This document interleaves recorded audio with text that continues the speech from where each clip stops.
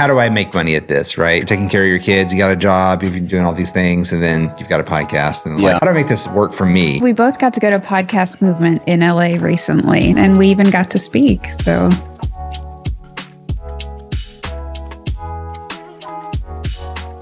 how are you guys? Hey, we're good. good. Good. Thank y'all so much for coming. Yeah, for sure. Thanks for inviting us. Yeah. Before we kind of jump into everything that y'all are about and everything that you do, I do want to ask, how are you? How have things been? Because I know you've been traveling a lot. Have you been on the road a lot as well? I have. We both got to go to Podcast Movement in LA recently. So that was a lot of fun, and we learned a whole lot, and we even got to speak. What is Podcast Movement? So it is basically the largest gathering of podcasters in the U.S. and I guess internationally in a way too. I don't know the London show. I just learned about the London show. London one. That's huge. They take over like an airplane hangar. So this was just a step below that. Yeah. Yeah. And so we got to speak about the Arkansas Podcast Collaborative there. And it was just neat to be a part of that, to think like we started with this smaller thing in Arkansas. And now we get to go to LA. So. Yeah. How many people, I mean, not how many people, I guess how many people were there? I don't know. I wasn't doing head count. I was running around trying to make all the connections I possibly could, bring it back to Arkansas, be like, hey, there's this little land that like they gave a name and then you guys all just forgot about it. You went from coast to coast and forgot this land existed. But guess what? There's people still living in there and they're creating things. You need to come see what they're doing and invest in it. Yeah. So we're talking a couple hundred or a couple thousand? Oh, it was well over 1,000. Yeah. Oh, wow. That's super cool. Yeah, we were at the JW Marriott in LA. Yeah. In the LA Live. So yeah, it was cool. Okay. Yep.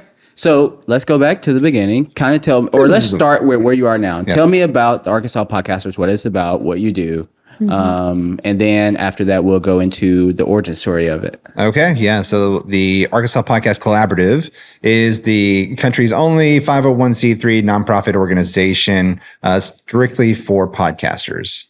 And so people are like, oh, that's cool. But what does that mean? Yes, please. What does that mean? Yes. That's your for podcasters. Well, every state or pretty much every state has their own sort of nonprofit organization that exists there for the arts. It's usually like an arts council or an arts group. But anyways, what they're responsible for is distributing a lot of funds and making sure that there are events going on in the state to help promote the arts.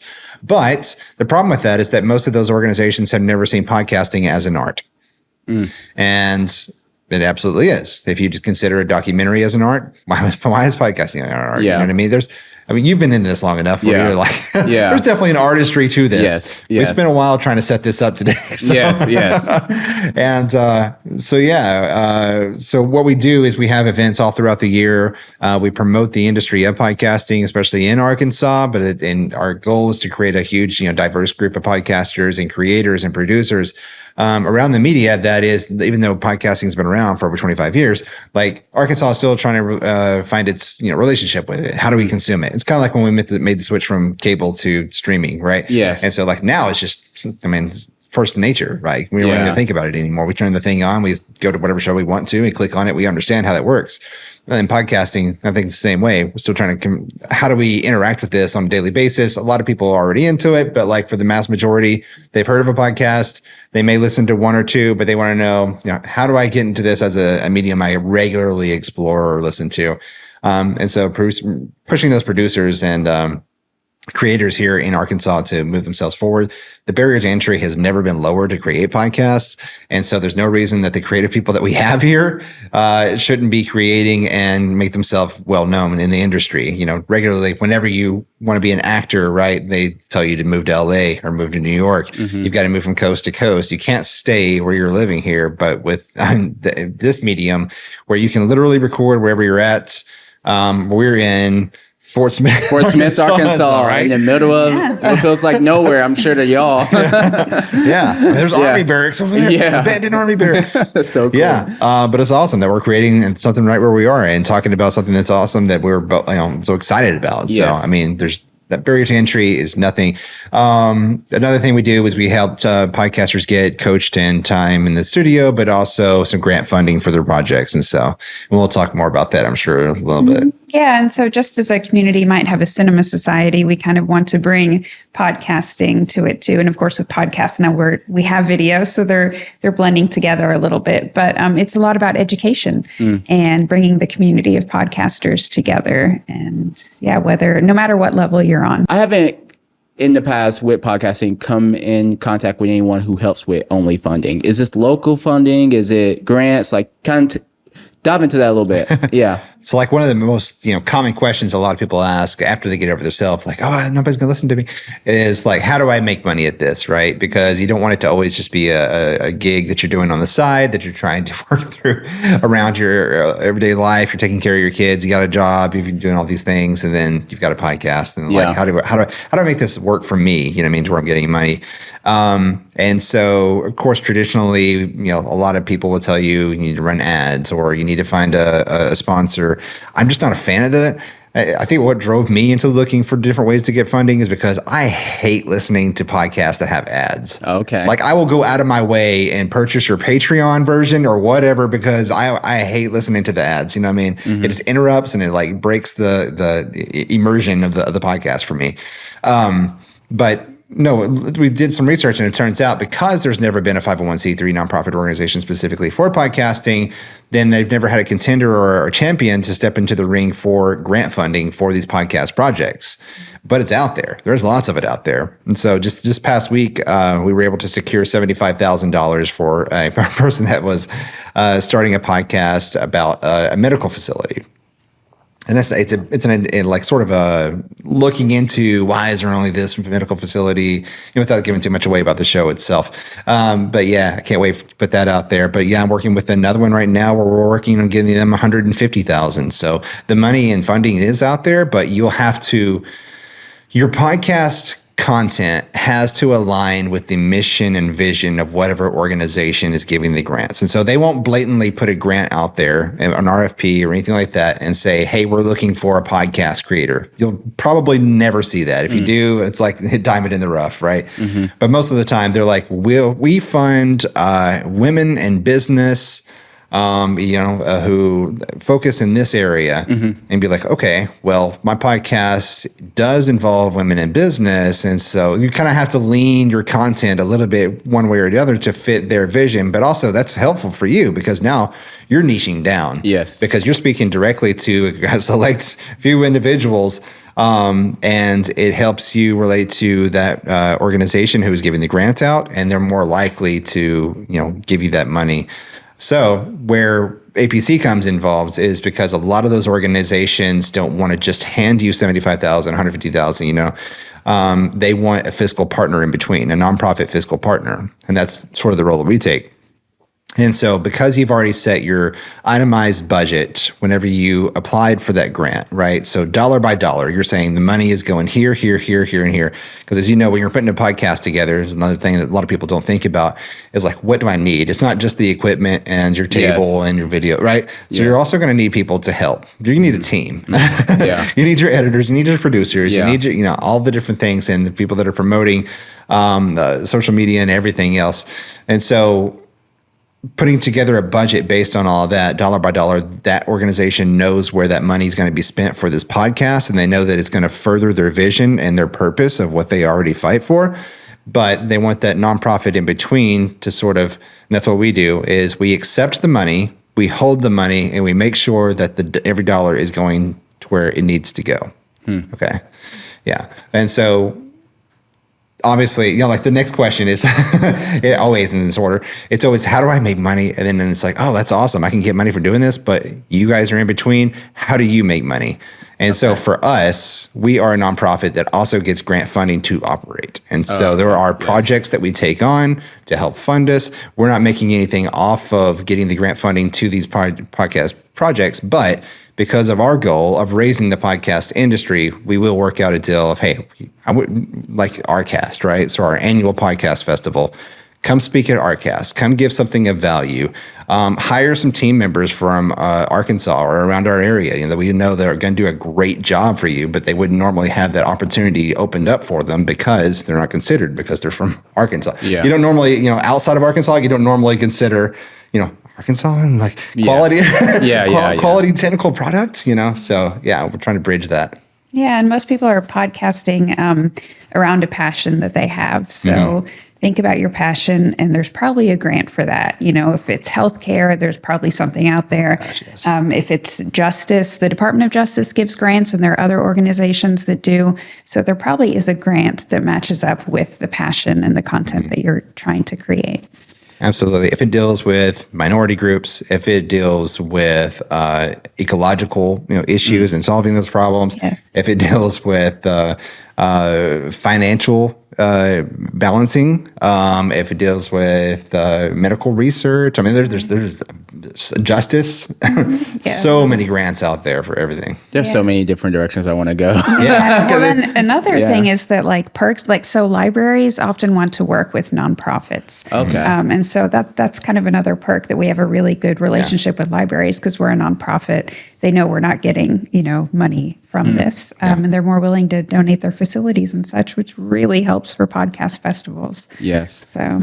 Okay, let's start. Let's do this right quick. Okay. I have a podcast. Yes. You're on it. Did you know that? I am. Yes, you're on my podcast. I thought this was a cup that just it's okay. levitated in front of my face. It's a mic. It's a mic. It's a microphone. So let's use me as a demo, because this could be helpful for some people, and maybe some questions get answered that always get asked. Yeah. I need funding for my podcast. Let's start the questions. What's your podcast about? It's called Arkansas Minds, where I interview business owners in Arkansas. Okay. And we really just have interesting conversations that evoke thinking and learning. Okay. And sometimes we really talk about what they do. Sometimes we talk about the challenges that they do. But it's super important that every single business owner is from Arkansas. Sure. And it's filmed in Arkansas. So, yeah. Okay. So specifically, you have Arkansas guests that are in business. Is there anything more specific in the guests that you're taking on?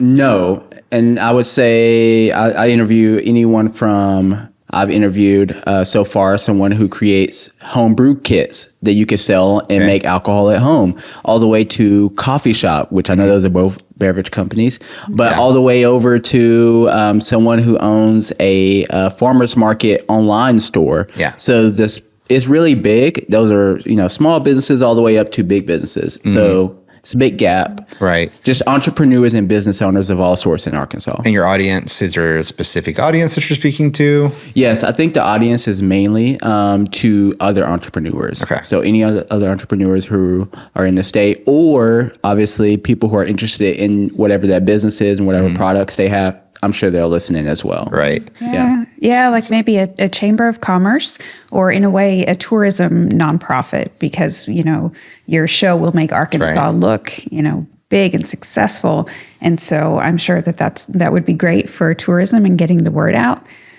So I'd definitely, and also, I mean, you could approach somebody like Arkansas Business and say, hey, I've got this podcast, I've got the content. Do you have money for like one season of that? So you could try that too. And I would say that you're not in the podcasting business, you're actually in the education business. Yeah. And so, because that's what you're doing, you're bringing on people who are entrepreneurs, and then you're learning from them and talking about the things that they add that is unique to Arkansas. And then you're educating your public, your people that are listening to it, right?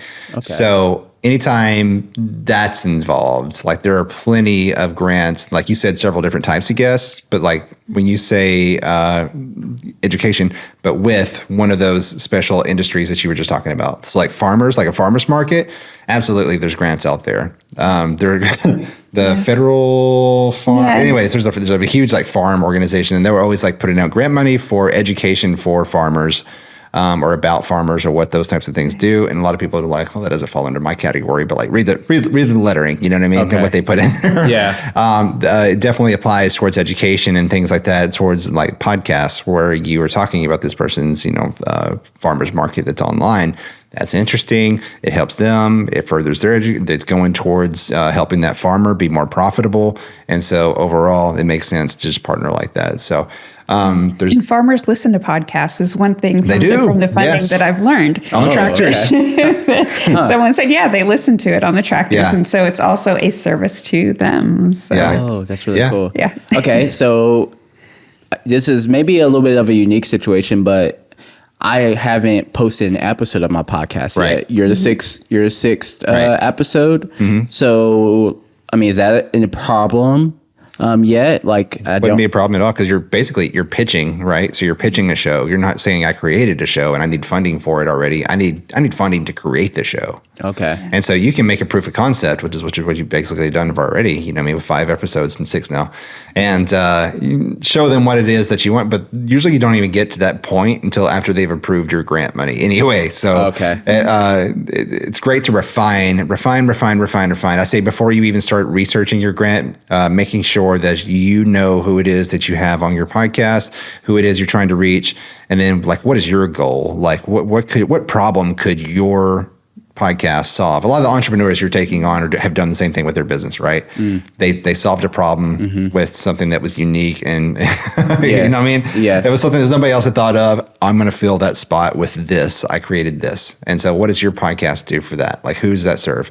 And then we do, as an organization, we work with a lot of people as far as just doing the research with them, trying to find the grants that are available out there, because it's not a simple Google search and it's not a single website that has all the grants. I wish it was that easy. Oh my God, I wish it was that easy. Yeah.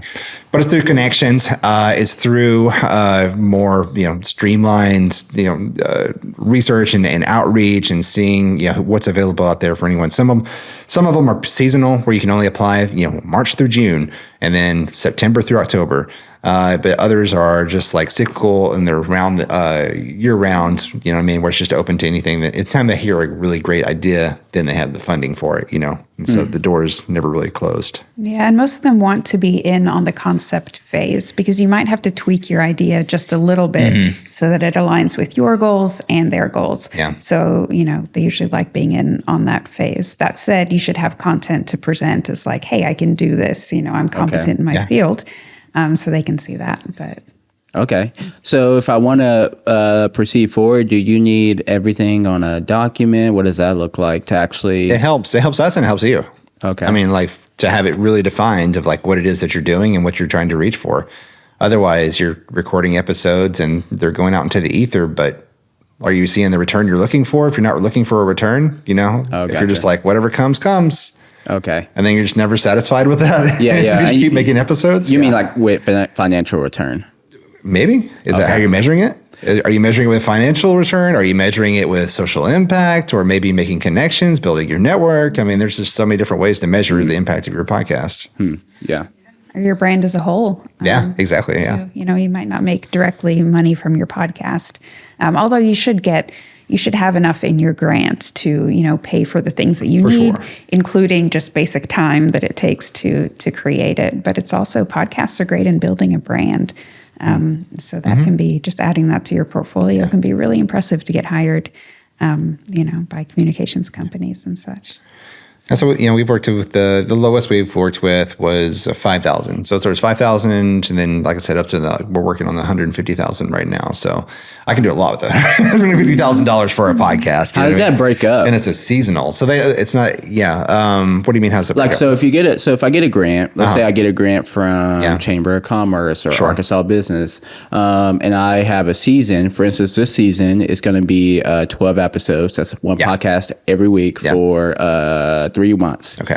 How does the money break up? Do they sponsor a season? Okay. Yeah. Yep. They want a certain block of content that they can give you money for, and then see how it does. If it does well after that, they'll definitely be open to sponsoring it for a season. Well, what does that mean, do well for them?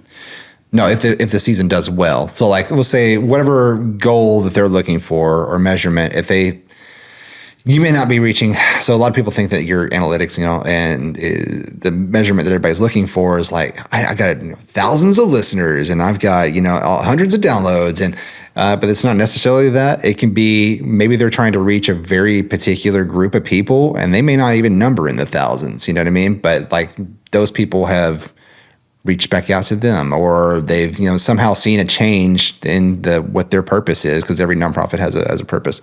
If they see that it aligns with their goals and that it is making a dent in their vision and what they're trying to make and create, then absolutely they're open to funding for a second season. Yeah, and you're making it easy for them, because like it's done. Podcasting as a medium keeps growing 20% every year, and for an organization that doesn't have people on staff that just know how to do podcasting professionally, like you're saving them the trouble of having to search out, okay, well, we got to put a team together that can put a podcast, but I don't even know how to do this. You know what I mean? Yeah. But for you to be like, hey, I've been doing this and this is my idea. This is how we can do it. And I know exactly how to put it together. I just need you to write the check.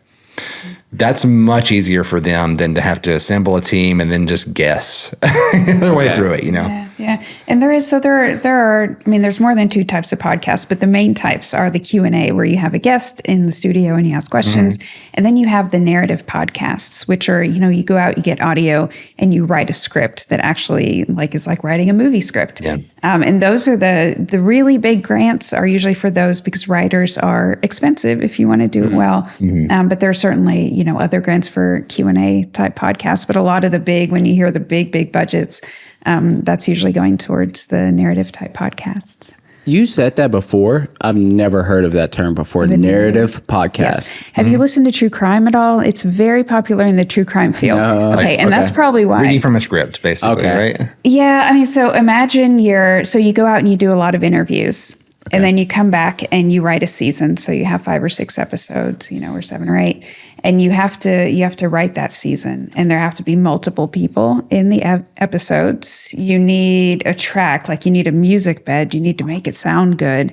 Wow. You need to write it so it has cliffhangers, at the end, and people want to go. It's kind of like a Netflix documentary, you might watch, only in audio.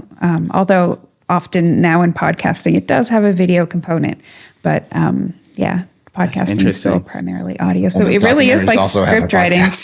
And you have to write for the ear, which is a whole other, set itself if you want to make people envision a scene. So, yeah. I really would love to dive more into the financials of, people getting their podcasting funded. But I do want to transition a little bit and talk about why you guys are even passionate about it in the first place. So the first question, each of you, when did your creative journey start? In podcasting? No, overall. Creative. Yeah. So, I mean, obviously we here consider podcasting creative. So let's start there. That's the base.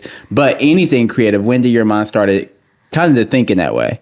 Oh my gosh, I don't know. Always. Yeah. I remember making paper mache when I was 3 or 4 years old. It was so I guess on the digital side, it was I think the year 2000. No, it was 98 when we got our first Gateway computer, and you're probably too young to know what this, but they used to come in these cow colored boxes. It was the splotches on a cow. It was on the outside of the box, and you had this massive computer that was really, really slow and had a really slow modem that was really loud. And anyways, it really set me off when I got that. I don't know why, but I was obsessed over how to tear down the code of it, in the HTML5. I learned how to code, and I learned how to change absolutely every setting. That's what really got me into it. It was how do I change the color of the taskbar at the bottom? How do I change this to my windows or have the different animations? And got into that, and that's how I got into designing. And then there was the art app that was on there, but I say app, it wasn't called an app back then. Program.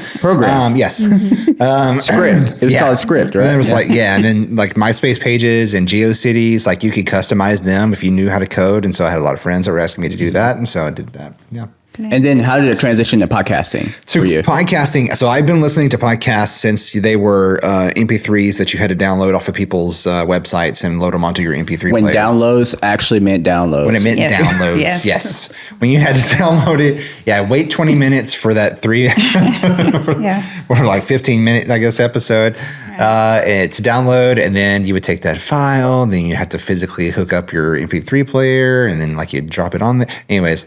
So I've been listening to them for forever, but started using them as a tool in 2018, I would say, when I started my marketing business, and I couldn't cast a shadow on the door of a lot of C-suite executives.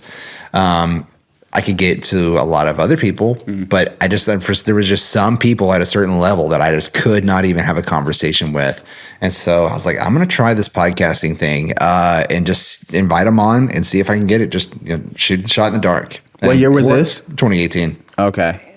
And so I did that. And they were just like so flattered that I even asked, you want me on your podcast? And so that's how I started building my network. And because now I've got them, not held hostage, but I've got a one-on-one where I'm learning from them. This is what I wanted the whole time, but now we've also turned it into content and you're promoting it. And so now you're putting me into your circle. And so now we're connected. Now we have a full network going. Where were you at this time?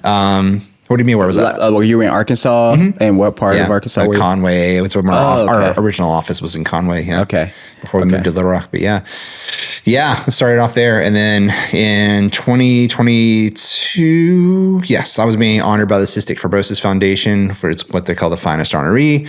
And it's like an award that they give to young professionals who are making a difference with nonprofits, donating your time, volunteering, that type of thing, and doing business.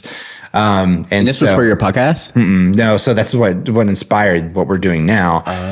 Because with that, I had to do a certain amount of fundraising. And so I was like, well, I had a few coffee shop events and things like that weren't really making a dent into what I wanted. And I was like, well, what's something I can bring to Arkansas that it's never been here before, but I would have fun doing it, even if it doesn't make a difference in the amount of fun that I'm trying to raise for them.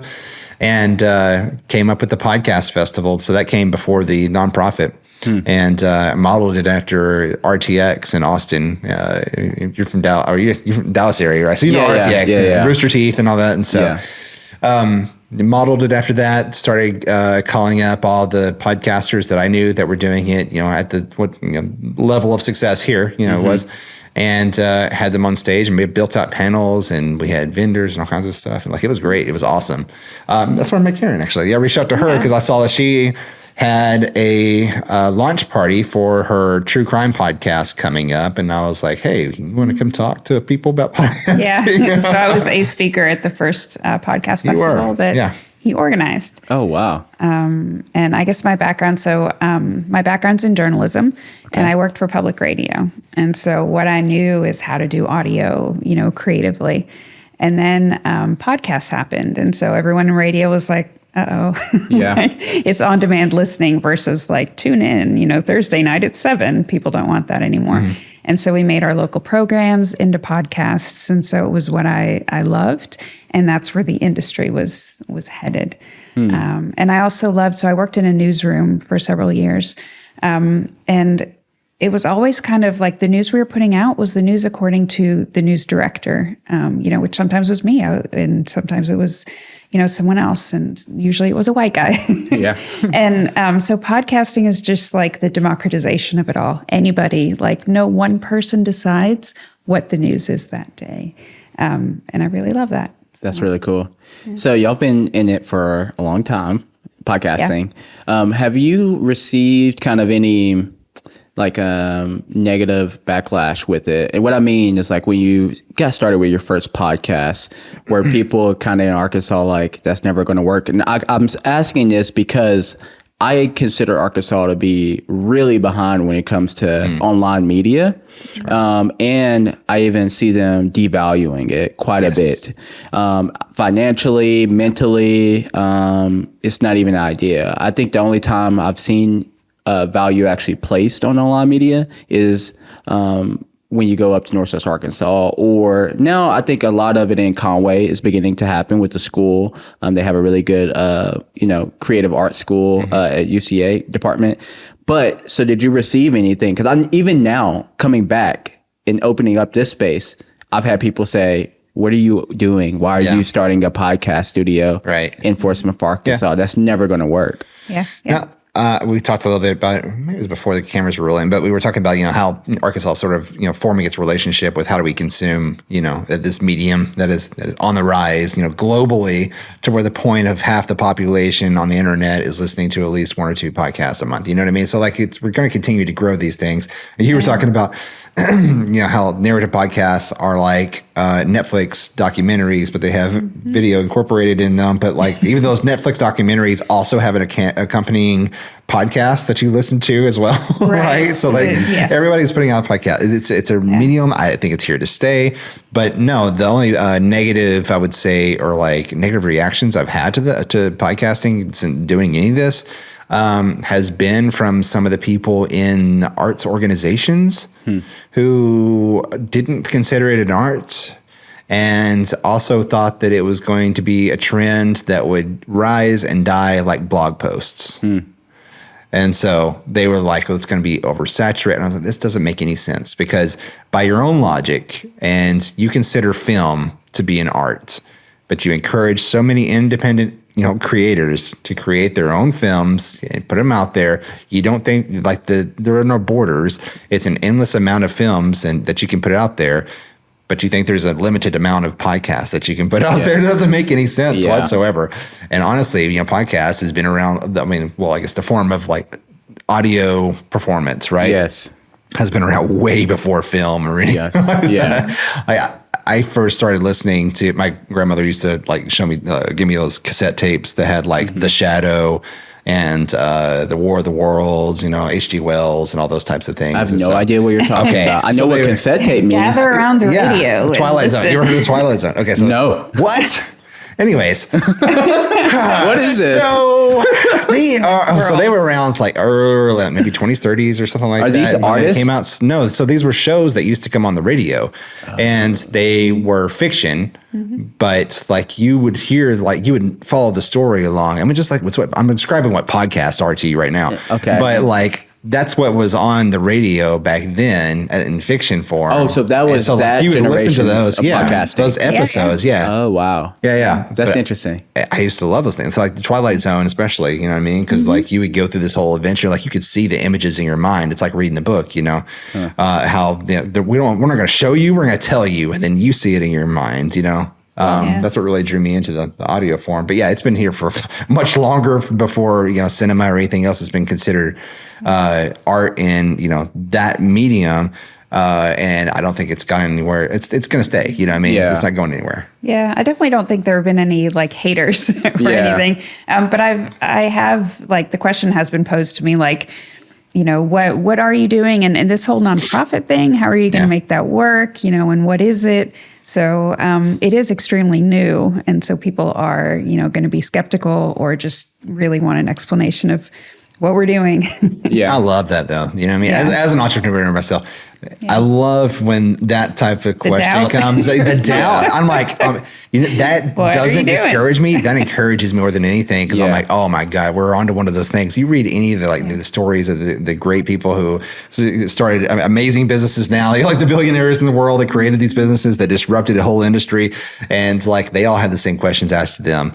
What are you doing? Why are you doing? And like, I see a clear trajectory from where we are and where we're going to be in the future. And like, we're trailblazing. And so because of that, anytime you step out where nobody else has stepped before, they're like, what are you doing over there? Yeah. That's never going to work. You know what I mean? Nobody's ever stepped there before, so nobody can.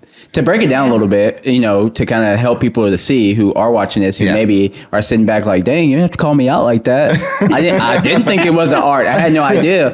What does it look like? Let's say, for instance, when you, a painter, they have all their stencils, they have all their tools, and they use all those to paint a picture. People clearly know what that process looks like. And I'm sure it may be different for each of us. So can you individually share kind of what your process is when you're coming up with, let's just start with one show, one episode. What does that process look like for you? Of creating a show? Yes. I would say which one, because we do several of them. And, well, I guess choose the hardest one. Choose the hardest one. So the hardest one that I'm currently working on is oh my gosh. So it's about Wiley Jones, who is a historical figure, but he's not well known. But he's responsible for a lot of the things that we take as just, everyday, given things. So he was born into slavery in their late 1800s. And then, so he and his mother were traded off with the rest of the estate after his slaver father, died, and they were traded with the rest of the estate to this other family. And then he had to go to Civil War, serve at the camp before that guy died. And then anyways, he became an entrepreneur, went to Pine Bluff after the Emancipation Proclamation. And then he, was such an influential figure in, the politics, but also business. He started he had a horse racing track that was for the Colored Fair that actually inspired Oaklawn. And so it was before Oaklawn. Wow. Yeah, exactly. Crazy. What is now the Pine Bluff Transit System was from his horse and cart transit system that he had created. So it's like incredible things that we take for advantage today that were owed to the man who was born into slavery, but you can't just pick a book off the shelf and read his story. Okay. So there's like one encyclopedia page online. So the hardest part of this one is that I'm having to piece together his history from, census records, which a lot of them were burned around those years, which is crazy. And then just piecing together like newspaper articles, but he was only published in the quote unquote colored papers and not the, you know what I mean? And so like trying to find the bits of history and tie it all together of like, what did his life look like? What inspired him, everything? Cause he wasn't married. He didn't have any children. And, so we even tracked down his where he's buried. And found, so every time I turn it into a stone, there's like 5 more stones underneath it. And so we're having to connect all the dots. So there's a historical and there's a responsibility to it. And obviously I'm not black. But I couldn't tell. I'm sorry.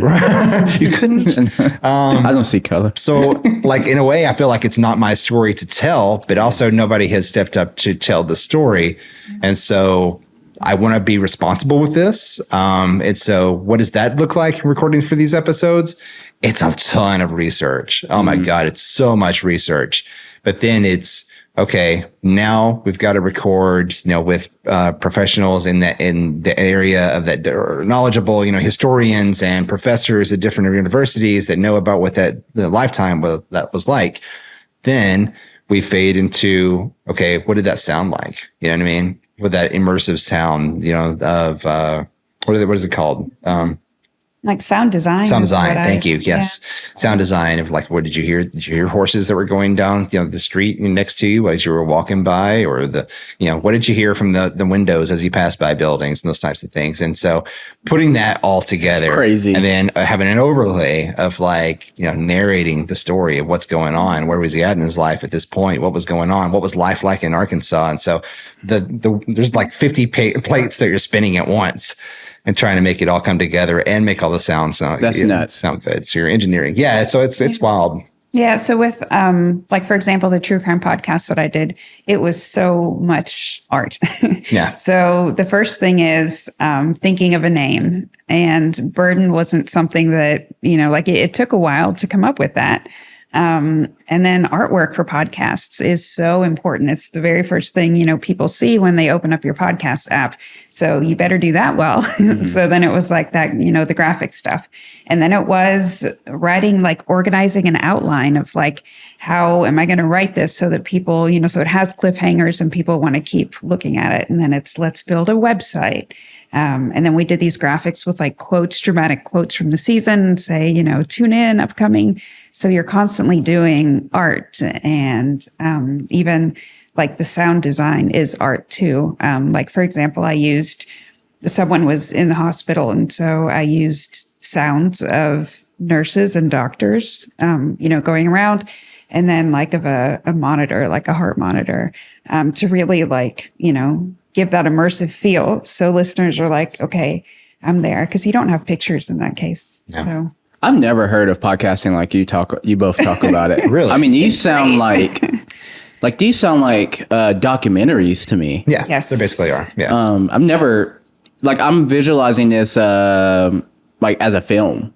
Yeah. That's the only way I can see what you're talking Basically, about. yeah. Yep. I can think about the sound design, but I don't know that I would want to just listen to. I would want to see what you're talking. And I guess like it could be inspired and create a doc from the content that you're creating. It's happened before. Yeah.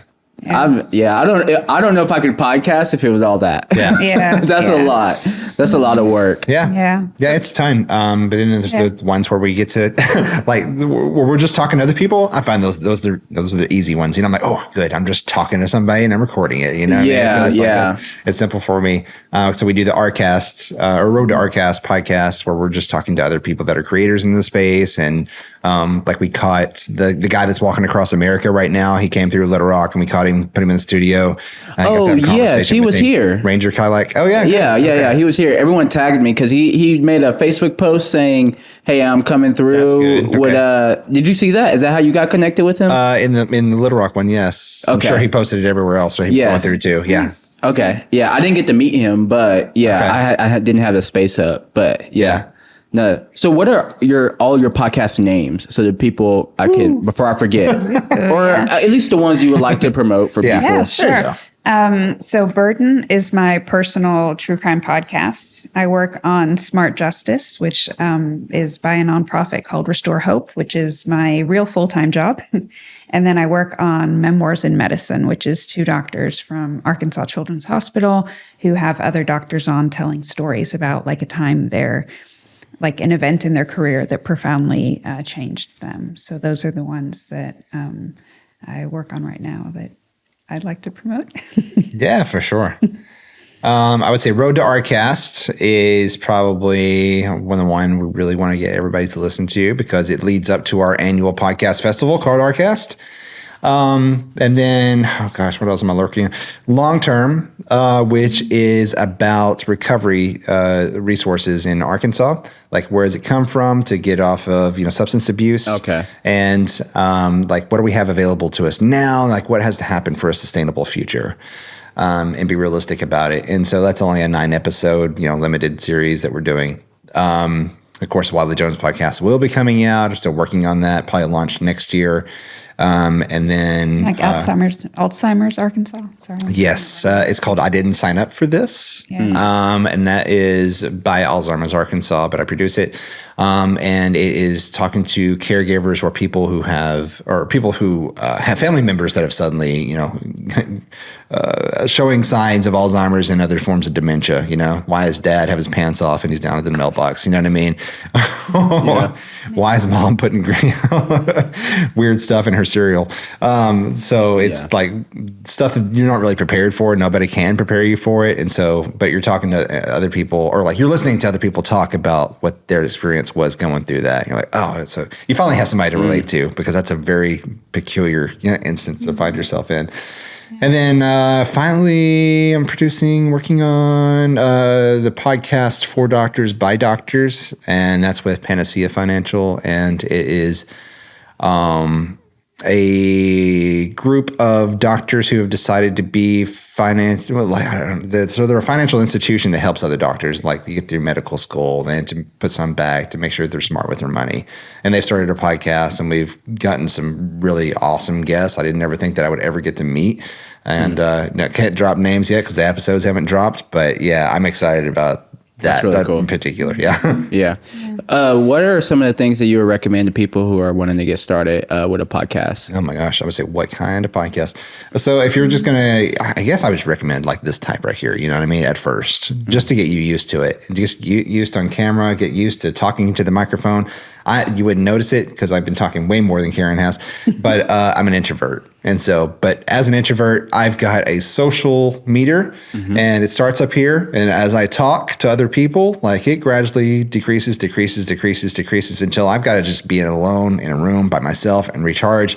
Other people get energy from talking to other people. And so those extroverts that are like that. But either or, practicing being on the mic and then seeing what works for you in limited, small doses. You know what I mean? Try it, talk to people and you're comfortable with, record those episodes, go back, listen to it again, and then be like, okay, well, I could change this. I could do this. Well, I thought I sounded like this other host that I've heard before, but I listened to myself and I do not sound like that person. Yeah. So you're like, it's in a way you're kind of forming your own personality as well, because when you're on the mics, you're not 100% your natural personality, right? So like there's a little bit of formation there. You're having to create a personality for the mic. Yeah, I would say that a lot of podcasters get started and they're thinking about the equipment. What microphone do I get? How do I record this, et cetera? And they're not thinking necessarily about the content. So content outlines really, really help me stay on track. In general, like if you have a Q&A podcast like this, you should have some goal and narrow it down of who your guests are going to be, and not ideally not wing it and Yeah. just say, well, I'm going to contact, this person. So focus on the content. Anyone can record, but not everyone can make interesting content.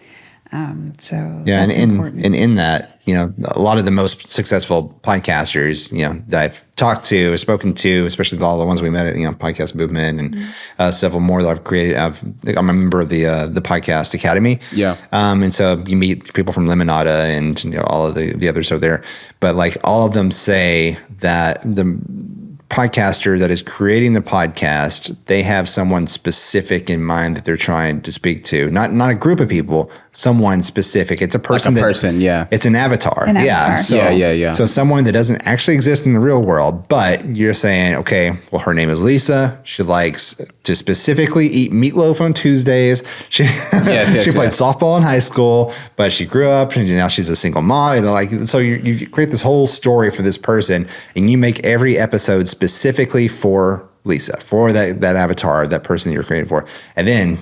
So you're niching down by doing that. You don't realize it, but like your content is going directly towards somebody that has all of these qualities.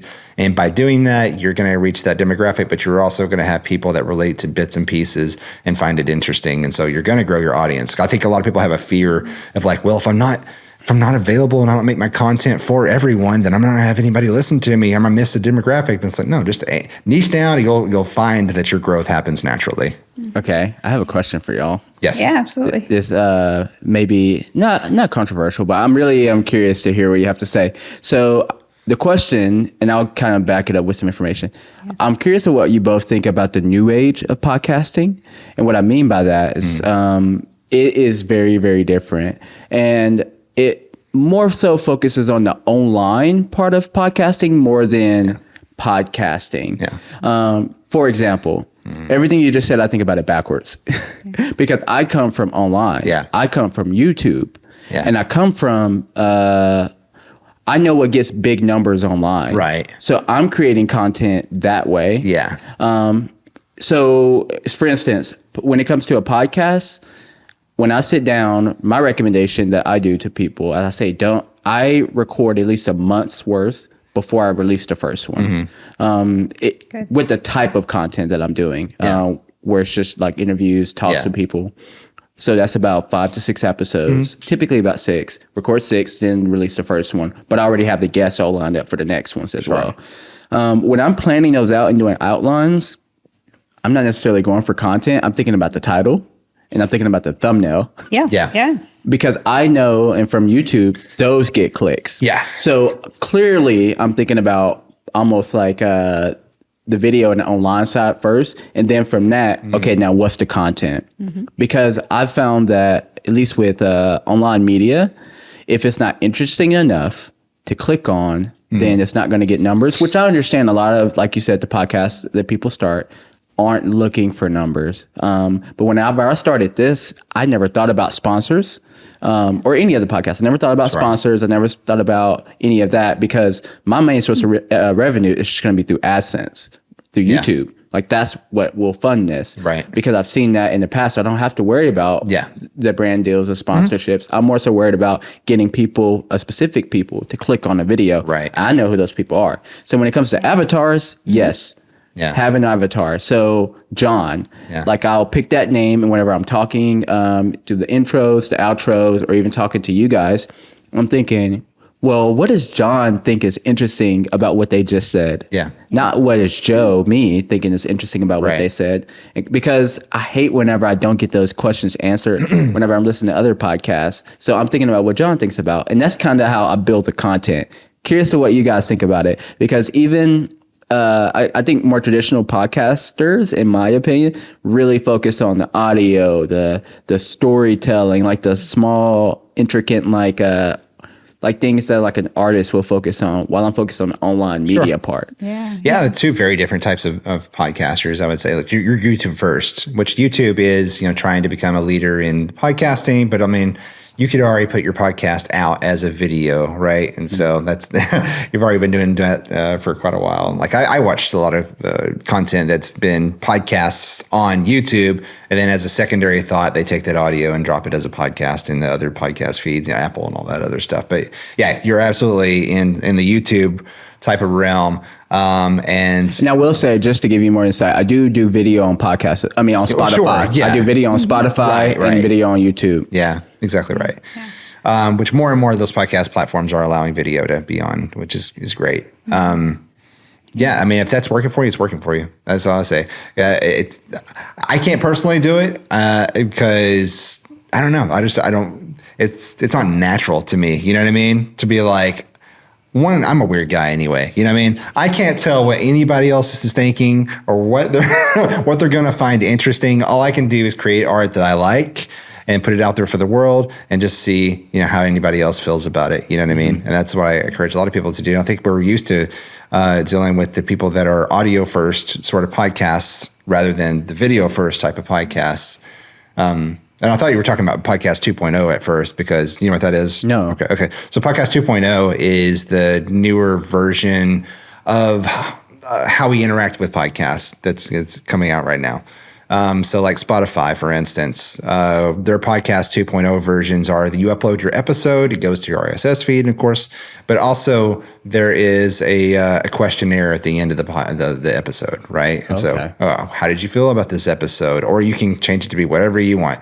But it's how people interact in other ways other than just giving you a rating or whatever.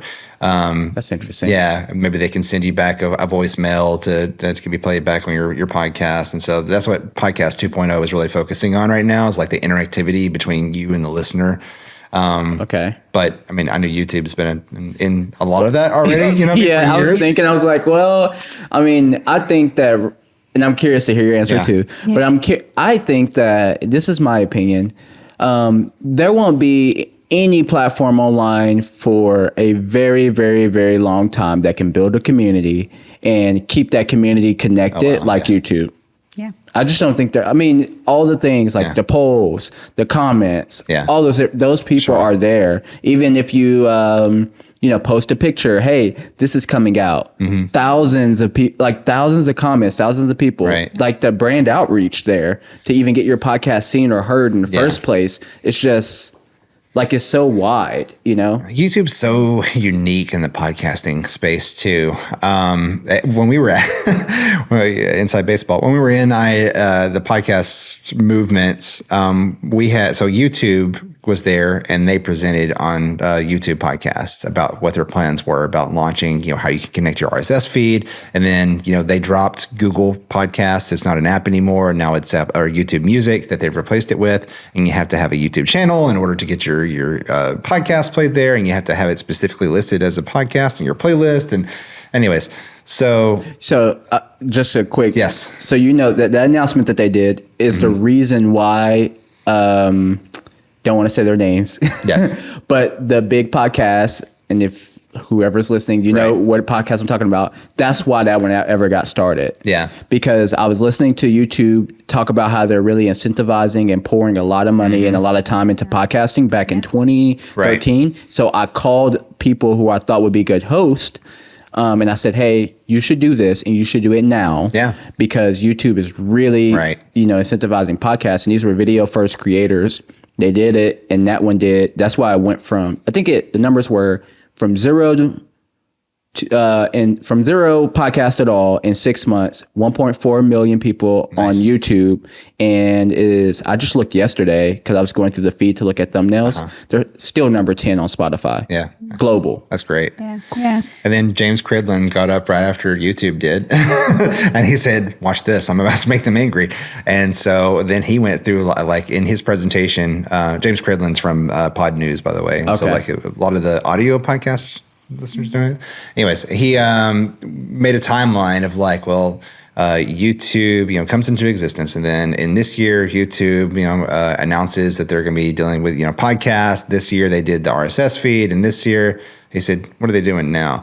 And so he doesn't think that they have a plan going forward in podcasting for YouTube, and he think that that's a mistake. And so like it's a bit of a clash, you know what I mean, between the audio first and the video first platform like YouTube. So I would say, Yes. so a couple of years ago, YouTube became the number one place that people find out about podcasts. Right. So I think any podcaster would be missing out on a huge audience if they were not on YouTube.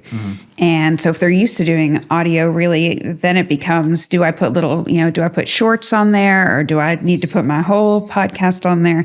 But absolutely some kind of presence on YouTube, even if it is, and this is kind of my pet peeve, but some people upload like the audio file and then they have like one still image during the whole thing. I don't recommend that, but at least it's some kind of presence on YouTube. That said, I think there is always going to be a demand for audio podcasts, because what listeners like is I can do this while I'm at the gym. I can do this while I'm, walking the dog. And if you're reading a book or you're watching something, that requires all of your attention. And so in general, people have really busy lives and they like to, have that earbud in their ear, but also be doing other things. And so in that way, I don't think that like audio will ever really die or it has its unique purpose. But indeed, like you need to be on YouTube if you're a podcaster. So. Cool. Yeah. My seat's a little bit hot. I was like, what are they going to say? No. If it's working for you, it's working for you. But like, there's no wrong way to, let's say, no, I'm going to take that back. There's mostly not a wrong way to podcast. Yeah. Well, to as me, long as you're a good human being, I see it as a place of like, for someone who wants to get started podcasting, and just seeing kind of the economic numbers of just going on YouTube and enjoying yourself and having conversations like these. Yeah. Like I enjoy this. Yeah. Right. I wouldn't enjoy doing tons and tons of research and telling you, hey, I saw that at 5 years old, you did that. I just want to have a conversation. Yeah. And then to see that bring in profit. I mean, that's a lifestyle. Like that's something that people see as desirable. And I think that if you can do it that way, then great. There are some people, like I really do appreciate the people who could do the research, right? So the people who come on as guests on something like a Joe Rogan episode, who have all this incredible knowledge built up, that they've really worked on learning and acquiring over years. I appreciate that. There aren't podcasts that I listen to that are like, more like book type, like you're almost like you're listening to a book type podcast. Yeah. That's just because I don't know what's good like that, right? So like if like Neil deGrasse Tyson. Yeah, if he done a podcast where it was like what you're saying you plan, 100% will listen to him because I want to listen to anything he says. Oh, for sure, yeah. But I think like when it comes to discoverability, it's like I think a lot of people are struggle with that. They're like, well, who's going to listen? Which you should already have figured out before you start a podcast. Sure. Yeah. But they also just base everything off numbers. But truly, even when it comes to YouTube videos or TikTok, whatever, I say it's not why the numbers. Like, why the numbers? For me, the numbers make sense because if I want to bring in any revenue from this, then that's how I'm going to bring in revenue. Okay. But specifically with this podcast, it's not really about revenue. It's more about brand recognition. Like I just came back to Arkansas and I wanted to get to know the other people who are doing cool stuff in Arkansas. And I know that I do have high quality video. And I mean, correct me if I'm wrong, that I know of, there's not really super high quality video podcasting really here spread wide yet. Am I wrong? Not yet. No. Okay, cool. I was just making sure that I wasn't disrespecting anyone. That's why you moved here from Texas. Yeah. So I love it here, but I want to get to know people. So yeah, for sure. No, and that's why we continuously push the industry of podcasting itself because you were saying one of the you need a microphone, right? So whenever you're starting your podcast, or we get on time. Oh no, we're good. Okay. Yeah, I was just checking, make sure everything's still recording. Okay. We're all good. Like you said, whenever you're starting your podcast, the equipment that you're starting with, you know what I mean. You probably want a good quality microphone. Everything. You can start with your phone. And all that stuff. Yes. But the same way I address, like those arts institutions who say, that it's going to be oversaturated with too many shows. If we won't, for one, but also if you see it that way, that's a good thing because that means it's going to call on somebody to have to raise the bar of like quality of the podcast. And then somebody else is going to have to raise the quality and someone has to raise the quality. And eventually we're going to push. This is the goal, to have several podcasts that come out of the state that are the world known ones. You know what I mean? Yeah. Like they're coming out of here. Nobody would have, expected that because, mostly it's New York and LA or Sacramento or something like that. But yeah, definitely pushing it to where we have the high quality podcasts that are being pushed out of a state that's been long forgotten, right? Yeah. Yeah. And I'm excited about it too. I'm excited to see what like media overall looks like in Arkansas.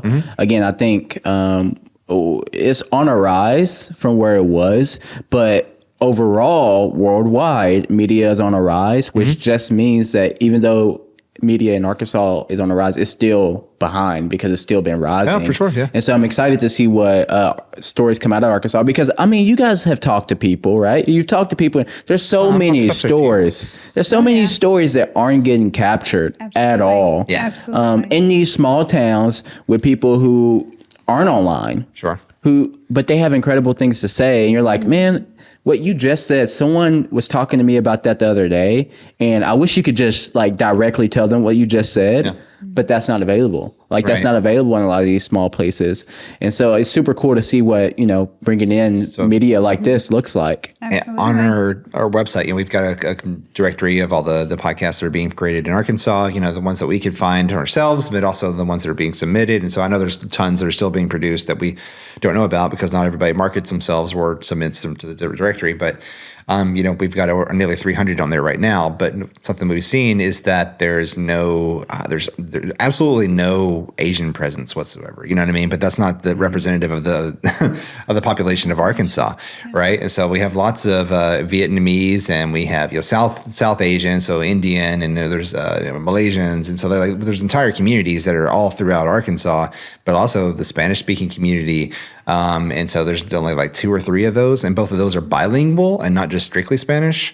So, I mean, there's a huge market, a lot of stories that aren't being told from these cultural groups that are inside of Arkansas, and each one of them, has individuals that have their own story. I mean, everybody has their own story, but yeah, you're right. There's so many stories that aren't being told, and we're trying to figure out like, why is that? Why are you not creating the content? And so maybe they just need a push or encouragement, or maybe it's a fear that nobody's going to listen to if they put the things out there. Yeah. So, or they're not meeting each other really. Like, for example, City Year wanted a podcast. They approached me about that.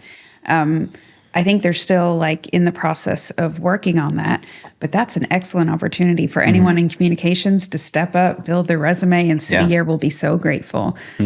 Or speaking of like grant funding for a podcast, oral history is really big.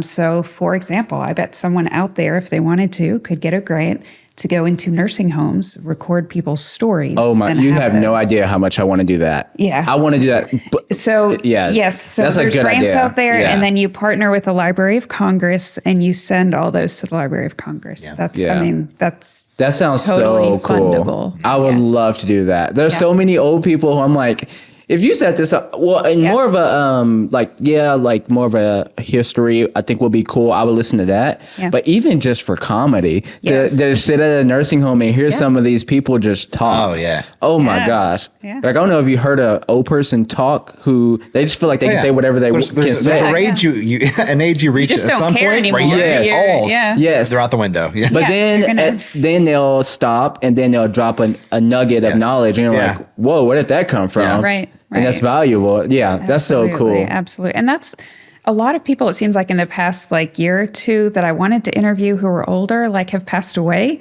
And so that's been something that's been going through my mind. It's like somebody better get to those people to get their oral history. And there's just a million great stories out there. Yeah. So So you said whenever you're getting funding, the way that you guys get funding, you say you hate ads.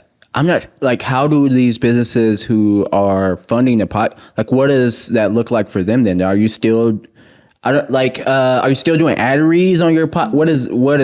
How do they get recognized? Mostly, so most of the when a business gets involved rather than a grant, right? So like if they're being funded by a business or a nursing home or whatever it is, then it's being underwritten rather than sponsored by. And so underwritten means that at any point we can say, hey, this thank you to blah blah blah for making this possible. With their partnership, it wouldn't be possible for us to get into this this episode. let's get it in, like, or at the end, you know what I mean? Thank you for underwriting this, or maybe they just want to be mentioned in the show notes, or sometimes they don't want to be mentioned at all. They just want to push it forward.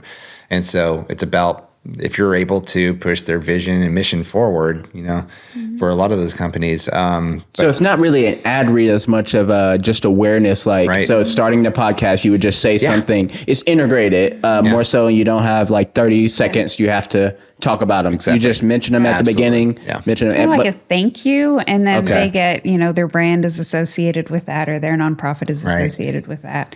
And I know, like, for example, the Arkansas Department of Heritage, like if you get a grant from them, they do have specific writing. Like you have to, you know, say support by the Arkansas Department of Heritage, funded by 0.5 cent sales tax, et cetera. But it's not, you know, it's still more of a just a thank you rather than, you know, buy these socks. or Okay. do this. I think so. Yeah. There's so many podcasts. That's a lot of I know a lot of them, like even the promise. ones that are produced by NPR or, you know, the, Yeah. the big ones, iHeart and all that stuff. Like I'll go, I'm like, oh, this one sounds interesting. You know, I want to try it out. And then I pop it on. And then like the first thing they say is an ad. And I'm like, oh my God, I'm already out. You know what I mean? Yeah, I don't want I don't want Yeah. it. You know, or like if it's a fictional, you know, podcast where like it's supposed to be a story and like Yeah. there's voice acting and stuff. You got David Harbour on here. There's all kinds of great things. You got Adam Scott. And then right in the middle, there's an ad for something that's completely irrelevant that I don't care. Right. And it And that breaks the won't immersion. happen. And I hate that stuff. Anyways, Right. that's just me personally. I know it works for a lot of people, but like in my that's- space, we consider that channel sponsors. Yeah. So channel sponsors are just people who are backing Right. the channel, but it really is just a thank you at the beginning. Sure. This is brought to you by blah blah blah blah Right. blah. Thank you guys so much. Sure. Let's go into that. It's the same exact thing Right. on YouTube, but then typically if you're posting audio version, then you would also do that on the Spotify version Yeah. as well. So audio there, including them as well. I'd rather interesting. pay for your no ads version of your. Yeah. Yeah. Give me Yeah. that option. I'll pay for. I'll subscribe every time. Yeah. Yeah, and it's a host read when you Yeah. thank somebody, you know, like for a grant. Yeah. So at least it's not like totally different tone, and you know they're going faster than the show. So Yeah. at least it's more chill in that way too. Yeah. Yeah. Hey, well, thank you guys so much for coming on. Is there anything that you would like to let people know that you're doing that's coming up or? Yes, our Yeah. cast. We have an annual podcast festival that we bring here to Arkansas, and we bring in people from all across the country who are doing podcasts successfully to come in and talk. And so the first 2 years were more about getting people started in podcasting and getting that relationship going of how do we consume this media? How do we create this media? But now a lot of people have been doing it for a while. Up until this point, and they want to know more. Like to the point that this year we've been hosting like competitions for high schools on their podcast submissions.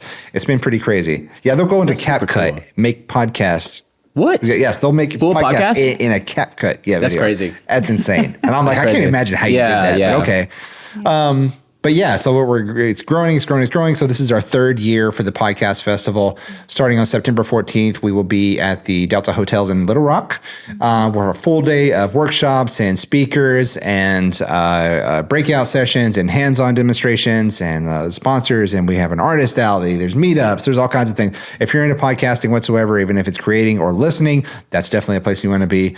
October 16th, we have the live Halloween podcast recording in front of a live audience in Rod Robinson's theater in Little Rock as well. And we have horror directors coming. We've got tarot readers. We've got all kinds. If you're into the spooky stuff, like this is so awesome. This is when I'm just like I'm foaming at the mouth. I'm so excited about this one. And then November 14th through the 16th is our actual big event in the Fayetteville Public Library Events Center in Fayetteville, Arkansas. Is ARCAST 2024, starting with, even though this is our third year for the podcast festival, this is the first year for the ARCAST Awards. And so that's open to anybody that's creating podcasts within Texas, Louisiana, Florida, and like anywhere around us, Kansas and Illinois. And so And giving recognition is a big deal in Absolutely, any industry. So yeah. we want to start doing that. Absolutely, and that doesn't exist for this part of the country. You know what I mean? So we're bringing the first one to it, and And we've got plenty of people that are going to be coming in and announcing those, which is going to be great. And I'm excited to announce those names in a few weeks. But then the 15th and 16th, of course, will be more of the workshops and speakers. And we cap everything off at the end with a podcast pitch contest, which Dystopia is a podcast hosting company out of LA. They're going to be coming in and they are awarding lifetime hosting with them. That comes with a lot of AI features and a lot of really cool stuff. And so, I'm excited about it. And we did the pitch contest last year too. And the judges are like, all industry experts. Sure. Mm-hmm. So it is a chance to get up in front of judges, say, this is my idea, and get actual, just really credible feedback on here's how you can improve. So that's really cool. Yeah. It's like, have a good time, but, get the advice that you need. So it's a lot of fun. If there's one of these events that people should not miss, they're only going to go to one of them. Which one should it be? I mean, oh man, now you're like, pick which one of your kids is your favorite. You know what I mean? I can't tell you that. You know what I mean? If you absolutely could not make it to any of them, then at least make it to our main event, which is November 14th through the 16th at the Fayetteville Library in Fayetteville, Arkansas. It's going to be awesome. Like, you're not going to forget this experience. Yeah. And there has been more demand in Northwest Arkansas.